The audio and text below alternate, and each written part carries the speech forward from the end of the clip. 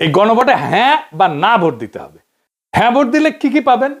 আপনি 12টা জিনিস পাবেন। 12টা কিভাবে আগামী রাষ্ট্র চলবে সেটা ঠিক করতে পারবেন। কি কি সেটা একটা একটা করে বুঝে দেখি, শুনেন মন দিয়া। আপনি কি এমন একটা বাংলাদেশ চান যেখানে তত্ত্বাবধায়ক সরকার, নির্বাচন কমিশন, সরকারি কর্ম কমিশন মানে যেটাকে পিএসসি বলা হয়, এটা গঠনে সরকারি দল এবং বিরোধী দল একত্রে কাজ করবে? সুন্দর কথা না? 2 নাম্বার, সরকারি দল ইচ্ছা মতো সংবিধান সংশোধন করতে পারবে না। সুন্দর না কথাটা? 3 নাম্বার, সংবিধানের গুরুত্বপূর্ণ পরিবর্তনের ক্ষেত্রে গণভোটের বিধান চালু হবে। সুন্দর না? আমরা সবাই মিলে ভোট দিয়ে ঠিক করব।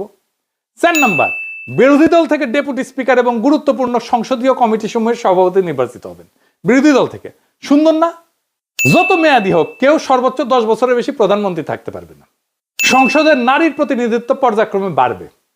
ক্ষমতার ভারসাম্য প্রতিষ্ঠার জন্য পার্লামেন্টে একটা উচ্চ কক্ষ গঠিত হবে।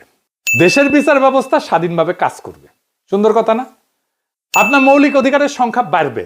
কি রকম একটা মৌলিক অধিকার হইতেছে ইন্টারনেট সেবা কখনো বন্ধ করা যাবে না, এটাকে মৌলিক অধিকার হিসেবে ঘোষণা দিবে। তার হাসিনা এটা বন্ধ করে দিছিল।